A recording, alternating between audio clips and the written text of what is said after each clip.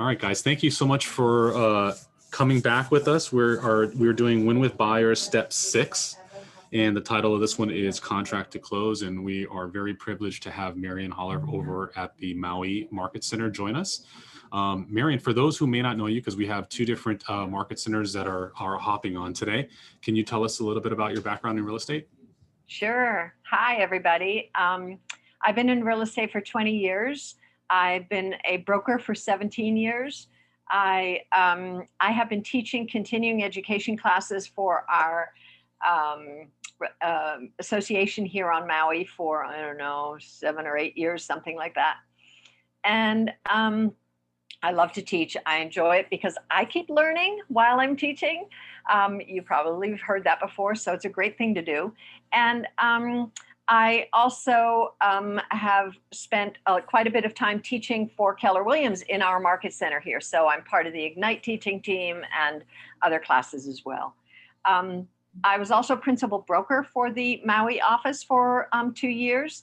And overall, the broker experience is part of what helps in my confidence in doing real estate, because as brokers, we get challenged with the problems, right?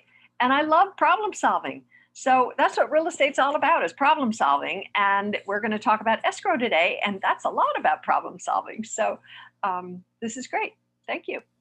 Awesome. And one thing just to follow up on that too, one of the things that you said you like to teach, I like to teach as well. And guys, for those of you listening too, the quickest way to mastery is teaching something.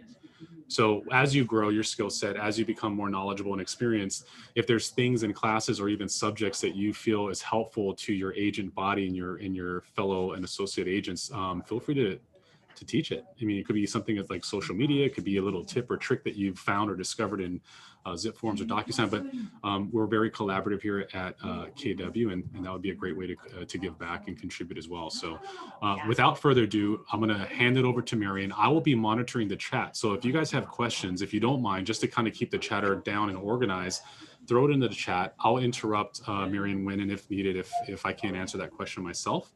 And then we'll get started. So Marion, it's all yours. Great. And I kind of like to teach with people just interrupting. So if you've got a question about what I'm talking about, just shout it out. Makes it more fun. And it's what would happen if we were all in a classroom together, right? So feel free to do that too. All right. So I'm going to share my screen here. And all right. So we are talking about step 6 in this class that you've been taking about Win with Buyers. And it's about contract to close. And you have I hope you have access to your student material, right? Because we're going to be needing that today. That would be great. So contract to close, I like to mention, for those of you that have actually purchased a property, do you remember when the agent said, we're going to go into contract now, we're going to go into escrow now, and you kind of go like, what is escrow? And the first time I got into real estate and I had to deal with a transaction, to me, this escrow period is like this big black box. It's like, what is escrow and what all happens there? It's just this big mystery, right? So if you think about that, part of our goal in making sure that our clients have an experience of a really smooth transaction is that they feel secure. And they're going to feel secure if we tell them what's going to happen and what they can expect. So the more that we stay in touch with our clients here, and the more we advise them on what they can anticipate going forward, the easier it's going to be for them, right? So I just share that because this escrow thing is like this big black hole, and we don't want it to be that. So we want to make sure that our clients have the best experience possible. So not all contracts make it to close, of course, right? And that is another part of this process, is there could be something that happens along the way that the client decides not to go ahead with the purchase. And that is a possibility and should be really clear to them. So what are we talking about here? I need to click here. All right. So in this first slide that we have here, we've had this process that you've gone through, right? So what's our main goal here? What is our main goal at this phase of the process? Somebody shout out an answer.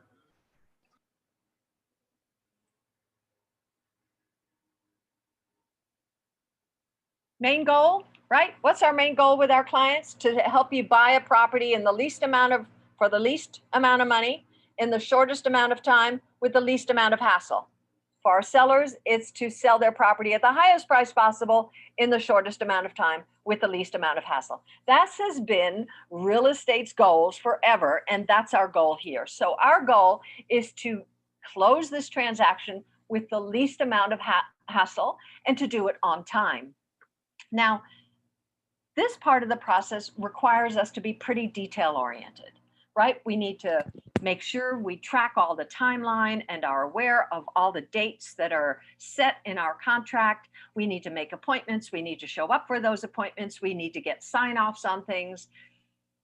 For those of us who aren't so comfortable with doing that kind of detailed work, it's really advisable to hire a transaction coordinator. And a transaction coordinator, what do they do? Well, you have to decide with your transaction coordinator what it is they do and what they shouldn't do. In other words, it's different for every agent. Some agents don't want the transaction coordinator to contact the client. I say, go ahead, contact the client, make the appointment, get them to sign a document that is a waiver release or whatever is necessary. I think my client is going to think, ooh, she's got a team. She's got people working with her. This is awesome. But I retain the communication with the client about the transaction and about the essence and the important elements, right? The transaction coordinator really just does the stuff that needs to be done, the detail. So when people say to me, well, I'm new to real estate and shouldn't I run my own transactions so I know how to do this? My answer actually is, you might be better off hiring a transaction coordinator for your first couple of transactions so you have some support. And then when you've done a few, then run one alone because you will really appreciate your transaction coordinator when you do. And you'll see what it is they do and what it is you don't have to do. So keep that in mind. Also, transaction coordinators love to do this. They love this. They love this kind of detail and tracking and making sure about everything. That's what they like to do. So why not give that task to somebody who enjoys it? Yeah. So navigating our way through is a bit of a challenge. There are hurdles that come up, right? Educating and reassuring our buyer to make sure that you'll do everything that you can to ensure a successful closing. That's what they need to hear. They're feeling nervous, right? And we want to put them at ease. And have a system in place to ensure that no step is overlooked. That's really important, right? Is to have this system for a smooth transaction. Okay, so we've got some hurdles to successful close. Often they come up, and one of the first hurdles is, how do you make sure that there is a smooth transaction, right? And a smooth process going on. So I'm going to pull up this document. Can everybody see my purchase contract timeline? No. Okay, then I need to stop sharing and share again and pull that one up. There we go. Come here. There we go. Okay, can you see that now? All right. So this is a timeline that we in the Maui office make available to our agents, and it's used by our transaction coordinators. You can, your transaction coordinator will set up the timeline for you, or you do it yourself. If you need a template like this, the escrow companies usually provide templates. So you can contact your favorite escrow company and ask them. I know Old Republic has one. I know Fidelity has one. I know TG has one. So they all have these templates. We make our own because we wanted it to be able to do stuff. So basically, how does a timeline work? Well, you put in the acceptance date And you'll notice that all of a sudden, all the dates are the acceptance date, right? So then you go by the contract. You literally go page 1, page 2, page 3, right? Here's all the paragraphs of the purchase contract right down here, down the left. And our job is to go into the yellow fields and put in what the pukas say. So if the puka says the initial deposit is due in 3 days, I put that in, and lo and behold, it changes the date, right? And then when we're all done, it tells you how to put this in chronological order. So you end up with all of your due dates in chronological order. This is what the transaction coordinator would do for you, or you do it yourself. One of the benefits of doing this yourself is you will really know your contract if you have gone through it line by line and filled these pukas in and then created a chronological timeline for yourself. It's pretty awesome. Our timeline also has some color coding, and it tells us if things fall on a weekend or on a holiday, or if they're due really soon, like this one says, this is due soon, whatever. So that's just our particular version. There are many versions out there. The point is that without this, I don't even know how I would manage a real estate transaction without this, because I get to know exactly what's going on. So I take this timeline, I put it on the left side of my file folder. Here's an actual timeline that I worked in a transaction and checked off and made notes on and did all sorts of stuff with, right? But all I had to do was open my folder and I knew what was due. I also, it allows me to add these dates to my calendar so that I know what's due when right on my calendar. My phone dings me and says 2 more days until J1 inspection is due, or until seller's disclosure is due back, or whatever it might be, right? So timeline is a great, great tool. Get familiar with it and be sure to use it. Okay.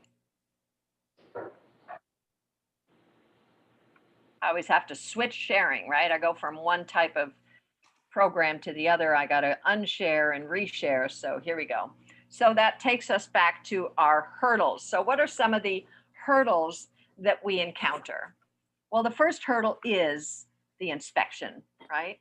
So during the inspection that we arrange for, or once you choose an inspector, also your transaction coordinator could make that appointment. You then might want to negotiate some necessary repairs. So how do you do that? Well, first of all, keep in mind that your inspection period is usually 14 days, and it can't go past 14 days unless you write an extension. So you have to have finished negotiating for any kind of repairs by the 14th day. So you might want to start that process on 10 days or latest 11 days, right? So that there's enough time for a little back and forth between the buyer and the seller to negotiate.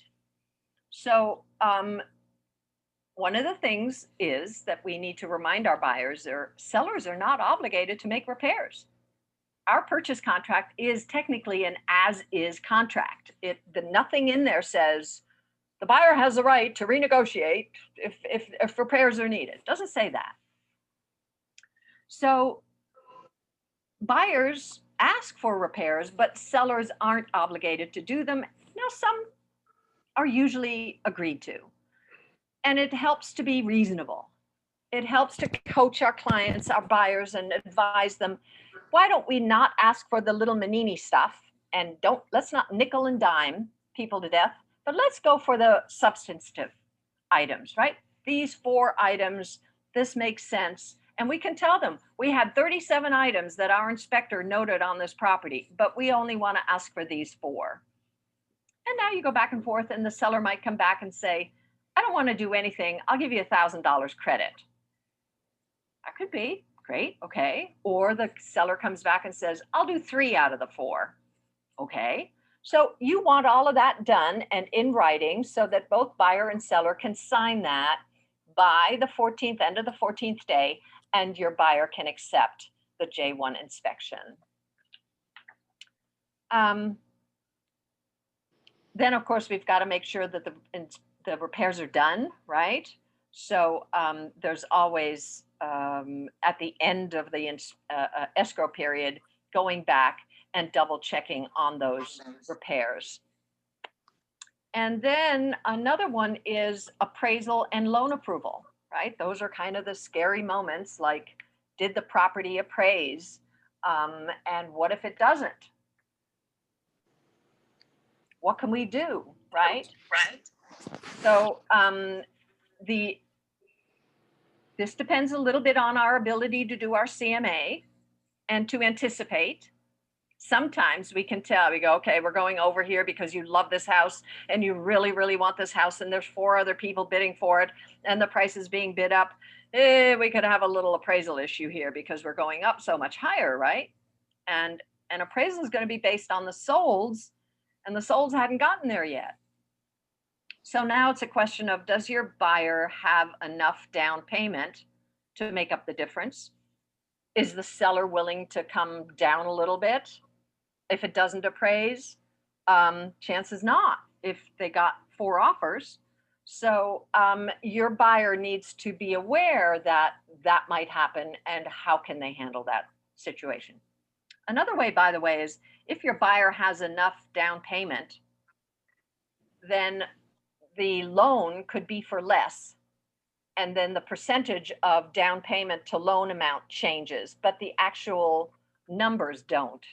And that's a way sometimes that it can be fixed. So if your buyer is putting 30% down, and the value of the property changes, and they will give less of a loan because they don't appraise it at that amount, now your buyer is going to give a little more than in their cash, right, goes to it, because the loan is only for whatever percentage of the total purchase price, 20% or whatever it might be. So that percentage might change in order to make that work.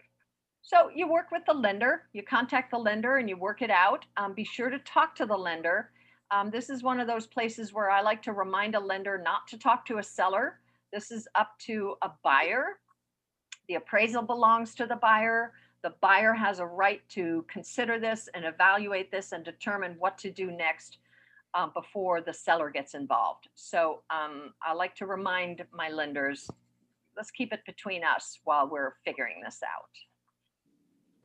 And then loan approval, right? We want to do everything we can to encourage our our buyers to provide all the information that's necessary to go to the lender on time so that they can make a decision. So here's one of the things that I feel is important to remind people about. When a lender starts asking a lot of questions, we tend to get annoyed. Like, why can't they just give them the loan? Yeah, why did they keep asking questions? They keep coming back for more. Why didn't they ask that question to begin with? Why didn't they ask me that up front? Well, here's how this works. It's a computer program, and the underwriter puts in the answers that your client gave to the questions and the information they provided. And then when your client says, well, the answer here is X, the computer program says, oh, if somebody says X, then you have to ask these 3 questions. Okay, so now the underwriter asks those 3 questions. And if you say no to one of those questions, then the program says, oh, well, now you need to ask these 2 questions. So the underwriter doesn't know what questions are going to be needed until they start asking and getting answers from your client. So the thing to keep in mind, both for ourselves, because it's like frustrating, as well as to help our clients understand, is as long as the lender is asking questions, they are trying to get you the loan. They wouldn't be asking questions anymore if they weren't trying to get you the loan. So just keep answering the questions and feel good that they keep asking questions and that they're trying to get you the loan. So it's not a bad sign. It just needs to be accepted and dealt with, and as quickly as possible. And make sure people, there's no need to get upset over this, right? And people do get upset sometimes. What are some other hurdles that you can think of from a transaction? Anybody? Anybody run into a hurdle? Litigation. Litigation. You mean litigation in a condo complex that has litigation going on? Yes.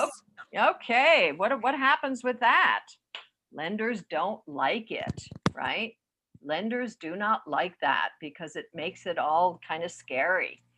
So you need to contact the HOA, get the details, provide the details to the lender. And if the lender says, nope, not doing it, then they're not going to loan on that complex until that litigation is resolved. Sometimes the litigation can be explained, it's minor, it's about to be settled, or whatever the case may be, and the lender might be willing to go ahead. That answer that question? You gotta do the legwork to get the information for the lender. Yeah. Another one that's interesting is we have situations here with the smaller condos, and the board forgot to put into their annual meeting minutes that they approve the new reserve study. And so the bank reads the reserve study and the minutes of the board and says, there's no approval of this reserve study. We need an approved reserve study. So why do they do that? Because they want to pass the buck of responsibility, and the responsibility goes to the board members, right? They are responsible to their entire association for the approval of that reserve study. So now they have to call a special meeting to have a vote that goes into minutes that can be sent to the bank that says, yes, you approve this. So all sorts of little things come up, and our job is to go, okay, how can I fix that, right? And deal with it. Yeah. Any other hurdles that somebody wants to throw out? Okay. Let's see here. What else have we got? All right. So contract to ownership responsibilities. Now, these are very cool. Does anybody have a copy of their student manual and can read us the buyer actions that could jeopardize a purchase? Can anybody read those to us? I can. Go, Terry. Changing jobs, becoming self-employed, or quitting a job. Oh my God. Is that going to impact their loan?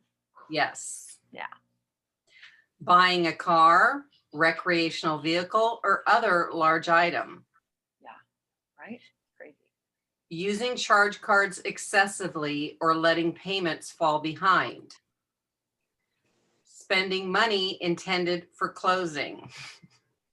Oops. Omitting debts or liabilities from the loan application. Yeah, we can't do that. Buying furniture. Making credit inquiries.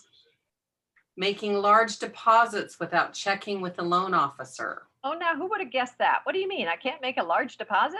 Why can't I make a large deposit? Because it was probably from illegally gotten gain.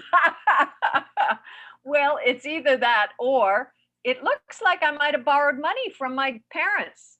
So if I have a $25,000 deposit, now the bank wants to make sure that isn't a loan. So now I'm going to need a gift letter, and I might have a loan that doesn't allow a gift. So you don't want to make large deposits, right? Right. Before closing. Good one. What else? Changing bank accounts. Oh, yeah. Or co-signing a loan. Yeah, you don't want to co-sign something for your kids while you're trying to buy a house. So can you see, isn't this a valuable list to share with your buyers to make the point that, all these things are going to impact their ability to buy the house, right? Yeah. I was walking one day to go see my clients, and I was walking up their driveway, and the husband was working on his car, and he was furious. He was so angry. He was fuming. I said, what is the matter? And he said, I've had it with this car. I'm going out tomorrow and I'm buying a truck. And I had to say, no, I'm sorry, you can't do that. He goes, what do you mean I can't do that? I said, well, you can't, because you're in the middle of buying a house and you can't go buy a truck. You can buy a truck the day after you own the house, but you can't buy it right now. Well, if I hadn't walked in that night, my client would have gone out and bought a truck and ruined his ability to buy that house. So this is a really important thing to remind people of. Yeah.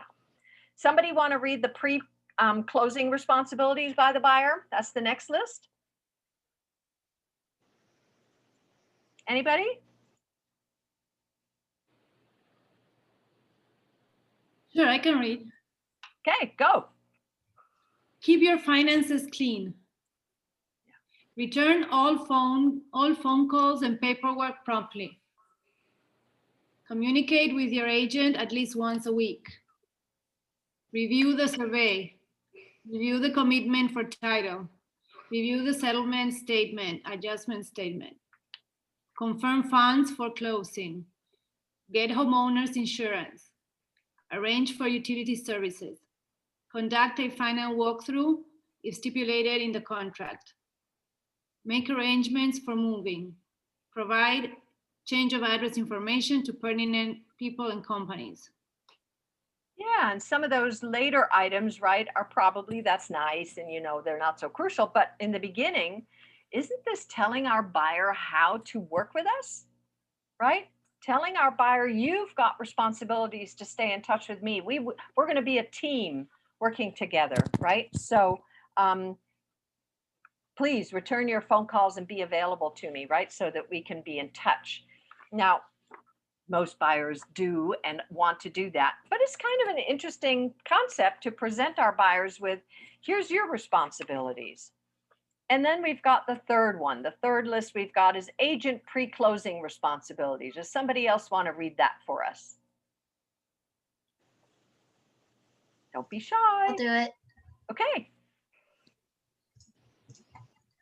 Organize your closing tasks. Start a folder and checklist containing everything you need for the contract to close process. Send contracts to the essential people required for closing in your area. So let me just stop Schedule- you there. If you're the buyer's agent, who do you have to send the contract to? Right? You have to send the contract to escrow. You have to send the contract to the lender, because the lender can't start processing a loan until they receive a purchase contract, a signed purchase contract. That's what activates the loan process. So good one. Yeah, sending the contracts to the essential people. Maybe to the inspector too. No, they don't get the inspector doesn't get the contract. The inspector gets the seller's disclosure. That's what they want to see. So go on. Schedule all inspections. Schedule the appraisal. Schedule So wait a minute, all- can you schedule the appraisal? So I don't know if that's true in other parts of the country, but we can't do that, right? Who schedules the appraisal? The Not that lender. the seller. Well, Oh, the yeah, the seller, lender. right? The lender goes to the appraisal management company and orders an appraisal. They can't choose the appraiser, can't do that anymore. So now the appraiser is going to contact the listing agent to make an appointment. That's how that process works. As a buyer's agent, I want to be on top of the appraisal. I would maybe even like to be there to provide information. So I want to call the listing agent and stay on top of, please let me know when the appraisal appointment is. I want to be there. And they're going to go, what? You want to be at the appraisal appointment? Yes, I'd like to be there. So very valuable, right? To stay in touch. So we can't actually schedule that, but we could make sure we're part of it. Keep going. Schedule all important dates on the calendar and inform your buyer of the dates. Stay in contact with your buyers. Touch base on deadlines approach. Obtain a home warranty if appropriate and not provided by the seller. Coordinate and schedule all vendor appointments. Establish service expectations with vendors. Outline buyer responsibilities. Update your preferred vendor database for future business. Yeah, and then we can add more, right? In other words, there's a lot we have to do, and this doesn't even begin to get into the detail. But scheduling and keeping our files straight. So I'm just going to show you this again. Why do I keep a paper file when everything I do is in Command? The first thing I do is open my Command file and make sure that my contract is in there, because my broker needs to have access to my contract, right? If I've got questions, my broker needs to be able to refer to the contract and the timeline and know what's going on. But as I go along, number one, I want to have my timeline. So I put my timeline on the left side. And on the right side, I've made myself this little index page. And I have the various items that pertain to a contract listed here. And there are numbers here. And then I use these little tabs, right? You can buy these little tabs, a little thing of tabs. And I write the corresponding number. So number 3 is the purchase contract. When I go to number 3, there's my purchase contract. So the point is that my goal in part is to be organized and to be able to find and refer to the data that I need in the moment and instant when I need it. So when I'm meeting my client at the inspection, for instance, I have my file with me. If we have a question, I've got the contract right there. I don't need to be searching on my phone or my tablet. And to this day, I find that paper is still useful. I don't carry, it's not a thick file, right? I don't need to carry everything, but some of the key documents, definitely. The seller's disclosure, the purchase contract, those kinds of things. I do not carry the title report unless there's something on the title report that is of question, then I might print that out. So keeping a good file is also really helpful. Okay. So what else have we got that we just went over those? What? Why is this not going to the next one? Let's go here. All right. So we have in our student materials some scenarios here of items that can go wrong, right? So let's just go over these really quickly because some of these are very good scenarios. Buyers change their mind after speaking with family or friends or after sleeping on it a couple of days and they want to cancel. How do you deal with that?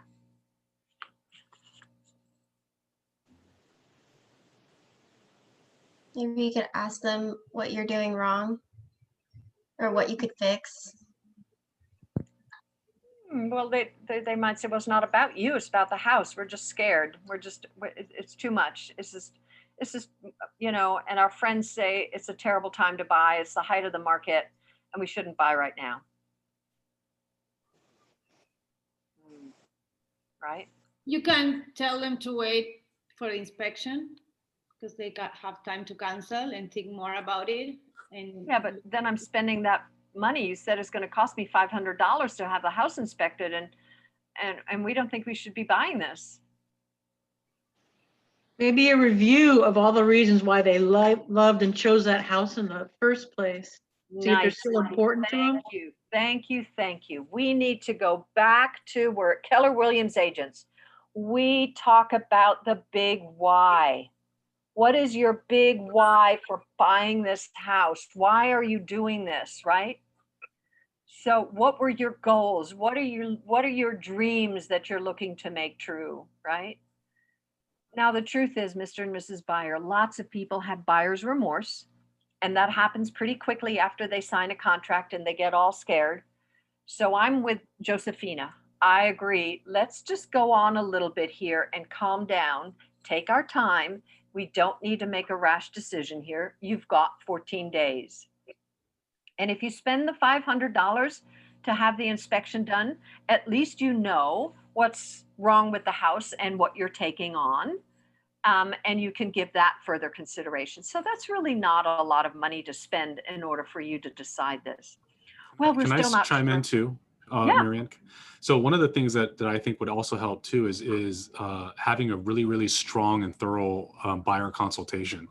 Because when you're doing that, you're educating them, you're showing your value, and you're also, most importantly, getting a better understanding of their goals and priorities. And some of the things that I do is I insert the market of the moment. So if the market of the moment now is many competing offers, what I would say with them is, just so you know, the market is on fire right now. We may be writing multiple offers. We may write 6, 7, or 8 offers, some of which, if you so choose, we might write over asking, and that's okay. We have an appraisal in there to protect us, and we'll kind of get into that. And also know that properties here are sold as is. The seller is not obligated to make any repairs or to give you any credits, and that's okay as well. But what our goal is once we have the inspection, to see what things are detrimental, what things that you absolutely have to have and you can't live with, and then we'll go from there.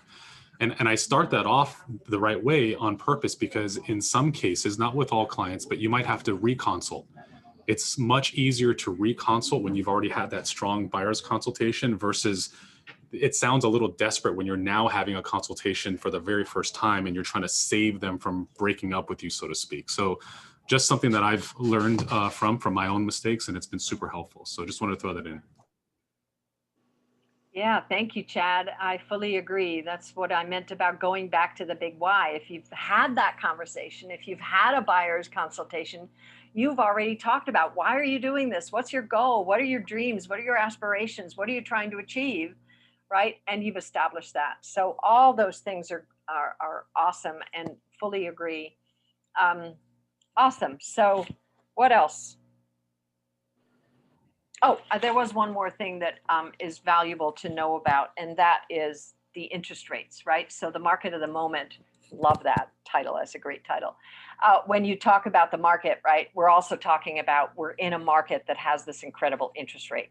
So don't underestimate the value of that,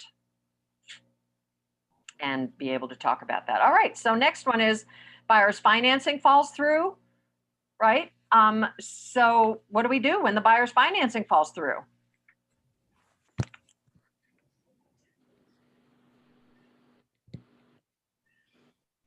Should they go to another lender?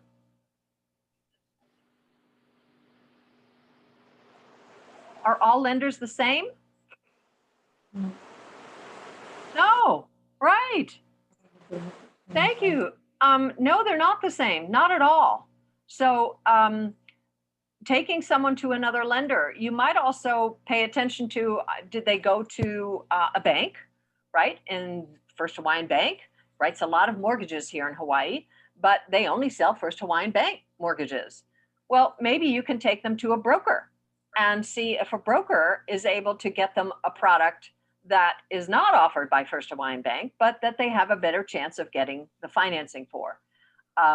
Somebody said, get your clients, if you think there's an issue potentially, have them get pre-approved from 2 lenders so that you've got another lender already in place to consult with or go to if the first lender doesn't come through. And is that okay to do?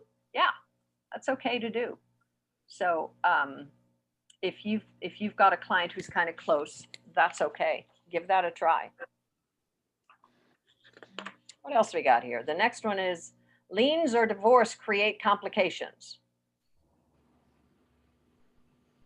So that would only apply if the buyer has liens and divorce complications. So there's a couple of things here. First of all, here in Hawaii in divorce, if your clients are getting a divorce, then the sellers, if the sellers are getting a divorce, they cannot, right? Buyers don't usually getting a divorce. So it's the sellers. Sellers can't sell a house here without court approval if they're getting a divorce. So there's that. If the seller has liens and let's say owes alimony or child support and all those things come up, the issue is simply, is the purchase price going to cover all of those? Is that going to be okay? And escrow will answer that question. If the buyer has liens on them, well, what's that going to impact? The loan, right?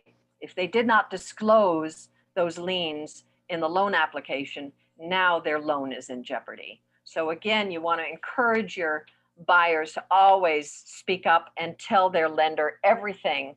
Just like you want to tell me, you can also share everything with your lender so that you get the best service there, right? Yeah. What else? Funds are not available at closing. I don't usually have that. Do you have that issue, Chad? We don't have that issue here. That is such an old issue that came up in 2010, but not since then. Yeah. Okay. property doesn't appraise at the contracted sales price. So that's kind of an interesting one. And it does come up, right? Especially as prices increase in an increasing market, the appraisals can't quite keep up. So the buyers decided to pay this much and the appraisal says, yeah, well, the market is only here. So I have one thing that I wanted to say too. This is a buyer's class, but one thing that's been helpful, just as a food for thought on the list side, because that reminds me of that, is in a hot market, a little boom that we're having right now. But first and foremost, this boom's not going to last forever. This is a limited inventory boom that's complicated by a lot of different economic factors, one of which is the really low interest rates. With that being said, I had a listing that we got. It was already priced high. We got multiple offers well over the highest sale in the neighborhood. And that could be thrown sideways based upon an appraiser putting value on it. So something to think about to try to help this thing move along is I showed up, I'm on the list side, but I showed up with all the offers that we received, all of which were above asking, all of which had escalation clauses and so forth. And I provided that and presented that to the appraiser. And the appraiser told me that had I not done that, he would not have known. Because what's the value of something? What the market states it is. It's not what a person states it is. So I'm showing him the market. I'm showing him the demand. So reversing that to the buy side, if you know that you're in a competing situation in which you won, we're cooperating with the other side. So you might want to lean over across the aisle, so to speak, and ask the listing agent to maybe do the same thing, because that might help serve everybody well to provide and prove that value to the appraiser. Yeah. So if it ends up not appraising, I love those. And I love going to help the appraiser and support the appraiser and providing information. And we forget the appraiser doesn't just base an appraisal on solds. They also have to take a look at the current market, right? Here's what things are selling at, but what are things being offered at? So where's the market going? And that's what Chad was able to prove by showing those other offers. So proving where the market is going is brilliant. And I love that. Anything you can do to support that appraiser, they are totally willing to listen. They can tend to be a little deadpan sometimes, right? They're not very demonstrative because they don't want you selling them, but they'll take information, and very worthwhile effort to do that. I totally agree. However, if a property doesn't appraise, let's say it's $200,000, your client has put $40,000 down, so it's a $160,000 loan, and it appraises $190,000, so you're $10,000 short. Now, the seller says, nope, I'm not coming down in price. So now what you can do is you can take your 20% down, the $40,000, and say to the lender, okay, let's use that, but the loan to down ratio is going to change, because the lender says, we're only willing to lend you $150,000 on this home, not $160,000. So now, can you come up with an additional $50,000, right? That's the question. So can the buyer do that? If the buyer were putting, let's say, $100,000 down and the property doesn't appraise, now there's enough down payment for the difference in the loan amount to make up the difference.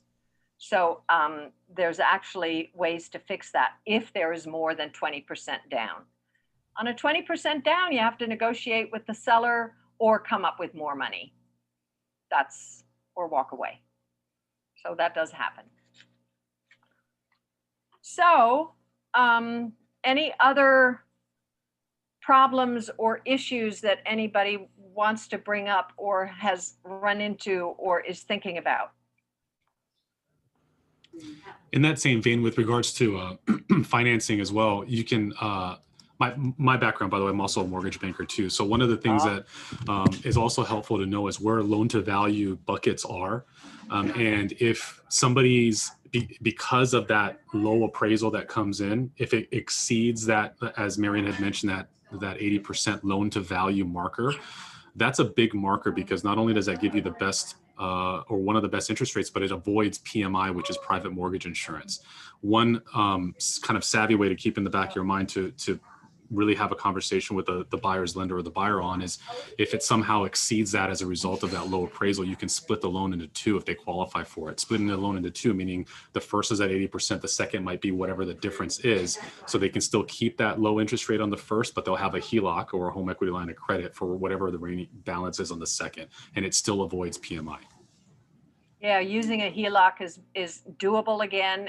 It got taken away and it's coming back, and it's wonderful. It's a great tool in order to augment down payment in one way or another. So going with a HELOC, talk to the lender about that possibility. Awesome. Thank you.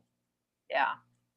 All right. So knowing how to avoid the hurdles from contract to close, right? Being aware that they're going to come up. Take your time. Rule number one, you have an issue that comes up, go to your contract and read that paragraph of the contract. Know what your obligation is. What is your buyer's obligation here, and options. So that's what the broker's going to do. You're going to go call your broker. First thing the broker says, where's your contract? I need to read your contract. So you can do that too. And then we get creative. We come up with a way to solve the problem. Educating our buyers on actions that can jeopardize a purchase, right? So providing them with this list of don't do these things, be careful, right? You don't want to jeopardize your ability to buy. And taking preemptive action to bulletproof your transaction. Staying in communication is the most important. The most important. It keeps coming up as number one on all the research done by NAR, that the more you stay in touch with your client, the better off you are. So, and ultimately, we want that buyer happy and then to provide us with referrals. So what are your ahas from today? Can anyone share an aha with me from today's session? I love your timeline. That's really cool. awesome. Yeah, Oh, it was yeah. really helpful. I'll send you one. I really like your binder that you have. Yeah. Good.